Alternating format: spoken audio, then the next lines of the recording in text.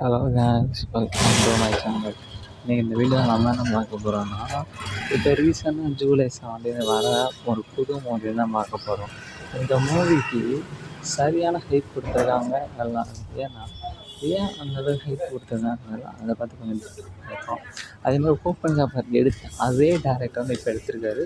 அந்த ஓப்பனை முடிச்சுட்டு அடுத்த பிக் ப்ராஜெக்டாக இதை எடுத்திருக்காரு. இதை பார்த்து சொல்கிறாங்க எல்லாரும், இது பெரிய ப்ராஜெக்டாக இருக்கும்னு சொல்கிறாங்க. இது எந்த அளவுக்கு பெரிய ப்ராஜெக்டாக இருக்குன்னா, இந்த ஜூலை 17 ஐமேக்ஸில் இதுக்கு எல்லா டிக்கெட்டும் புக் ஆகிருக்கு. அந்த அளவுக்கு இது பெரிய ப்ராஜெக்டாக இருக்குது.